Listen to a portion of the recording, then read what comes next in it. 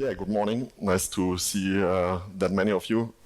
Um, I would say I would start with a short introduction, even when I have the feeling I know the most of you already, and the most of you already know what I'm doing. But yeah, my name is Stefan Röhrl. I'm in the cannabis industry about 15 years. My journey starts with my cannabis social clubs in Spain. I founded my first clubs, yeah, already 15 years ago in Barcelona. We run some clubs there for over 9 years. Then, yeah, we get a little bit bored of Barcelona and we switched over to Ibiza. Had there in cannabis club until the end of, no, the beginning of last year. Then we sold everything to concentrate more of the German market, of everything what's going on here. In 2018, we found Hempgroup. Hempgroup is one of the leading CBD companies in Germany. We do a lot white labeling, private labeling, branding. We have a lot of brands. We have 9 retail stores all over Germany. We are the partner from the Süddeutsche Zeitung, the second biggest German newspaper, very conservative. We run the CBD portal on their web domain. And over this, we have the most successful cannabis affiliate program in the German market. We also have another affiliate program for nutrition there, but the CBD portal is more successful, I would say. And with the upcoming, or in 2022, me and my partner Jacob, we start to travel around the world to build our idea what we want to do with the legalization here in Germany. And for that we founded Luxora. Luxora is a company for grow solutions. We build grow hubs and produce for clubs. I will tell you more about that later. And since last year I'm also on the board of directors from Canovum Cannabis AG, one of the 3 listed cannabis companies here in Germany. About Hempgroup, I already started a bit. That's a few brands from us. My darling is for pets. In the beginning of last year, we had the opportunity to overtake another CBD retail company, Grünes Gold. We take that. Vidu is also one of our brands.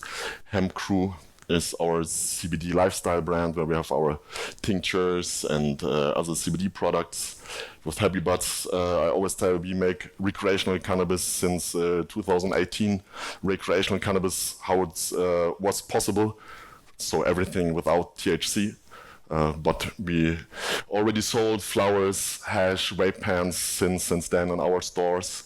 And our newest brand is Holy Hemp.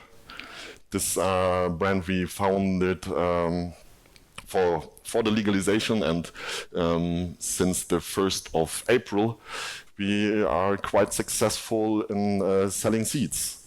We managed to sell alone in the months of April for over 1 million revenue seeds, just B2B. We have our display now in over 5,000 point of sales, and more are to come. So this was our first real benefit from the legalization. It was quite nice. In March we had 0 revenue from this stream, and in April 1 million. That's quite good, I would say. Thank you. But yeah, let's talk about cannabis clubs. Let's talk about Europe. There are, like, when you ask prohibition partners, oh no, this is from New Frontier data, they expect that the European market is up to 60 billion. And Germany, as the biggest market in Europe, is the most interesting. I would say everybody in Europe are looking at us right now. They are watching, I think, extremely what we are doing, how we handle everything, and everybody is also, I would say, on the jump when we look at the other countries, Czech, Slovenia, everybody wants to legalize in one or the other ways, and they're looking at us how we handle everything. And until now, I would say, yeah, we have a cannabis law. That's something good, but I think nobody is really happy with it, and especially when it comes to us. Yeah, and especially for us, we still, when it comes to cannabis clubs and grow up solutions, we still have no clearance. You know, we still waiting for the rules, for the regulations. It's we have the discussion already before my panel. On the 1st of July, we should be able to apply for a license, but until now, nobody knows what we have to do. Nobody knows the rules. Nobody knows where we can apply for a license. Will be kind of interesting to make that all that happen in the next 3 weeks, I would say. That's just I like numbers, so I just want to give you an overview about the potential market. Here, it always depends who you ask. If you ask Frontier Data, they are much more bullish than others, or if you ask Hempgroup, Frontier Data says that the market in Germany is up to 12 billion. That's quite a lot, I would say. When you ask Hempgroup, it's more like 4 billion. I would say everything in between is quite good for us. Cannabis consumers, if you that's the other data are more from the Hempgroup study, because I always calculate more with the lower numbers than with the two bullish numbers. And if you ask them, there are 3.6 to 4.3 million cannabis consumers here in Germany. For us, I would say the most interested are the people who consume cannabis on a weekly or daily basis, and that's about 1.3 million. Everybody asks what is my expectation, how many clubs we will see by end of this year, end of next year. I would say that's a hard to answer question. I believe that we will have in the next 2 years maybe over 10,000 clubs, because there will be a lot of people who open up like friendship clubs or Activision clubs, and they will try it out and see what how far they will come. But for me, or from a business point of view, are the professional running clubs who have a business mind behind that are the most interesting. And I would say the market potential for that is at least 2,000 clubs who have a business-minded background. I think most of you already know the key facts of the Kanye, but let's talk a bit over it. Cultivation and distribution points only be associated, non-profit. That's interesting. Clubs can only be controlled indirect by companies. Clubs must achieve a lot of regulations. It's track and trace, compliance. That's a huge market entry barrier for the most clubs. Then we have the restriction: just 50 members, 500 members, maximum 50 gram per member. That's 25 kilo a month per club. So to run a successful business is also important, because you are so restricted with the members, other than in Spain, where you have no restriction with the members. So it's important for you, if you want to make a business out of it, that you have really, I would say, high qualitative members. You don't can make a business out of it if your 500 members just wants 10 grams a month each. Then all our nice business ideas will not work. So the member management is one of the key factors, I would say. Even when I'm, for myself, I don't consume 50 gram a month. I think 50 gram a month is a lot for one person. But with this restriction, we will see. I suggest that from a friendship group, maybe just one will be member of a club, because he brings the product to all his friends, even if it's not allowed.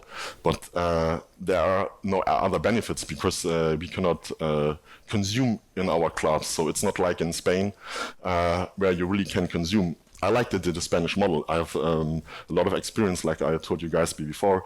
I like it that the people come together there, that you can drink your cerveza, your beer, your wine, smoke a joint, and watch a football game. You know, the European Championship is upcoming, and I know in Spain the people sit together in the cannabis clubs, smoke a joint, and drink a beer. I think that's the perfect place how cannabis clubs should look like. We will not have this here in Germany. Let's see. Also interesting is, or make it more challenging for the clubs, is that clubs are not allowed to trade goods or share anything with each other. So clubs has to do everything on their own.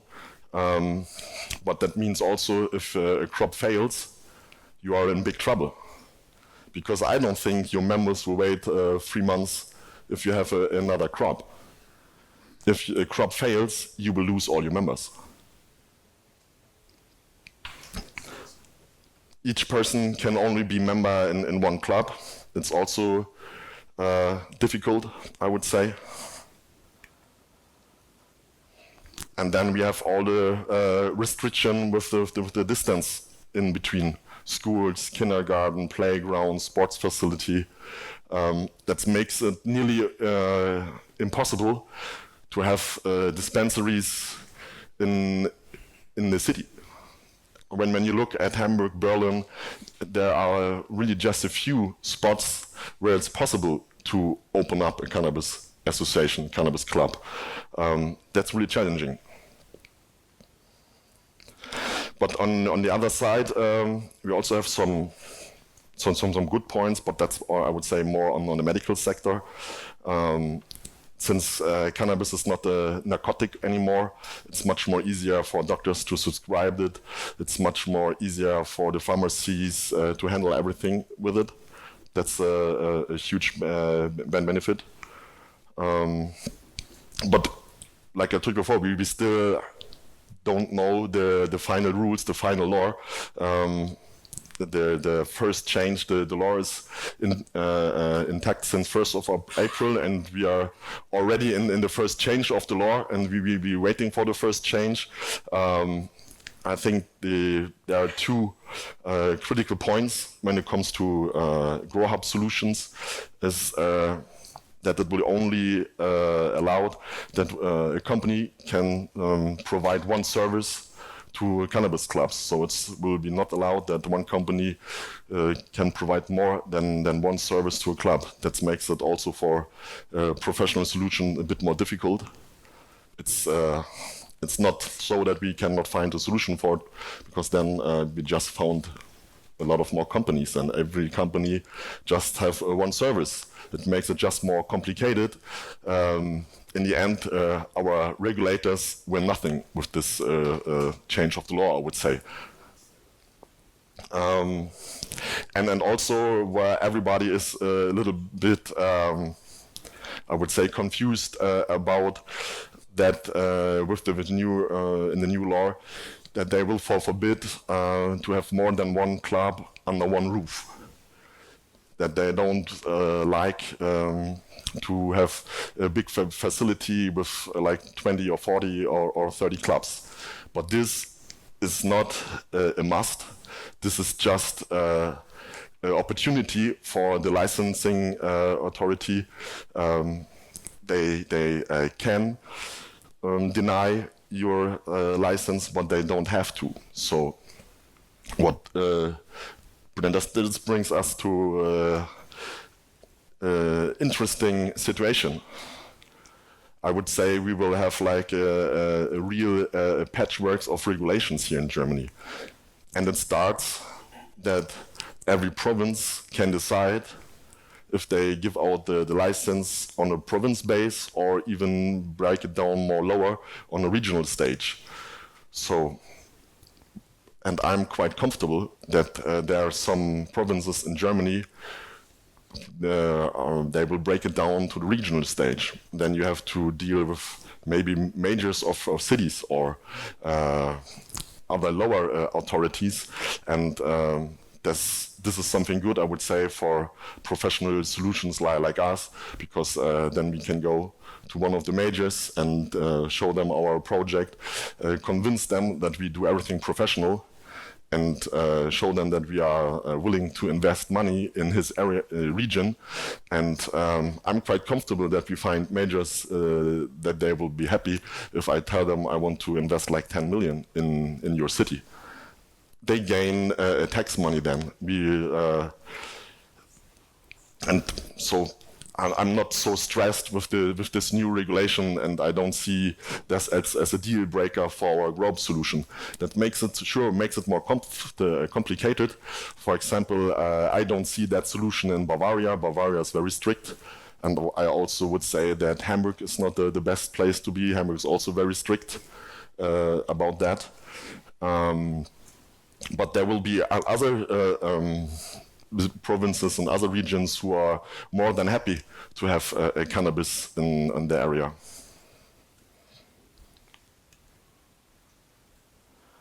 What is a grow hub? I don't know if all of you are really aware of it, what it is. Our idea of a grow hub is to have a big facility, and we build small production units in this facility. Because of the law, the clubs are not allowed to share anything. Even they are not allowed to share drying rooms.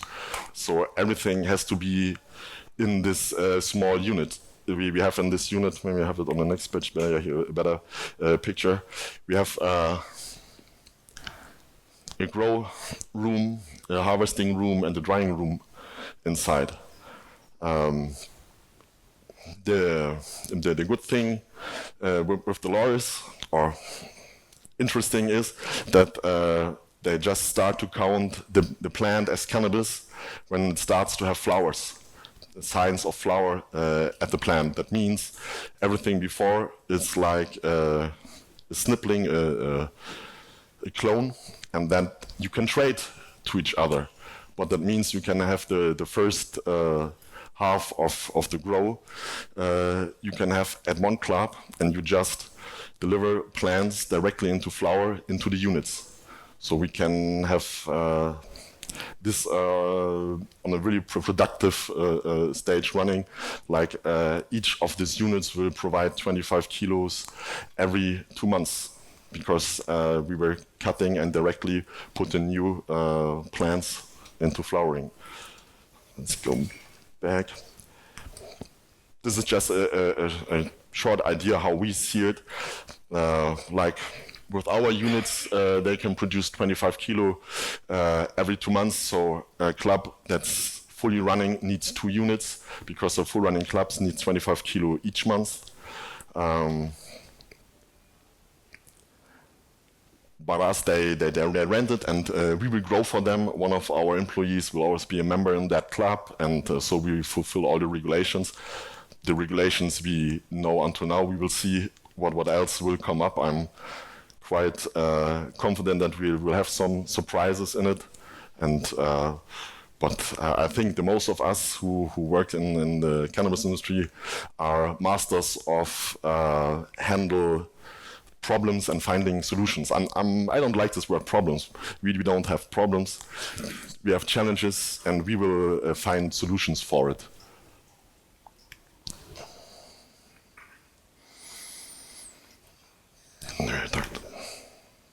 What happened without grow-ups? I think then we even strengthen the black market even more. Only a few clubs will be able to produce good cannabis, because I always like to say it's not a problem to grow cannabis, but it's the science to grow good cannabis. And who wants to smoke bad cannabis? Nobody. I don't believe you. Nobody wants to smoke bad cannabis. So one of the critical points is one of the key points for grow ops is that we are able to produce high quality cannabis because we want to produce this on the highest standard. We produce more or less on GMP standards to avoid any kind of diseases, everybody knows about the virus. I don't think that the most smaller clubs who install a grower who had, 100 plants in the backyard or in the cellar and thinks he's a good grower, that they are aware of kind of that, And then you will produce bad quality cannabis in your clubs, and the people don't like it. What will they do? They go to the black market dealers.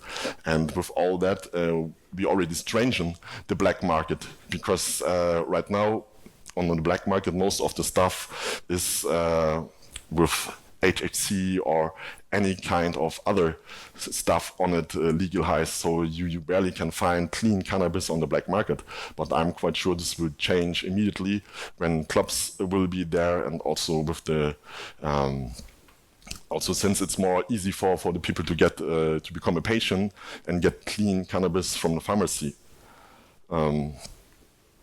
Smaller clubs with not a solution like us have no protection against crop failure. We already spoken about that, and they have higher costs because we, as a professional provider, we get cheaper prices for electricity and all other stuff. There are a lot of things we can do much cheaper than a small club can do on their own.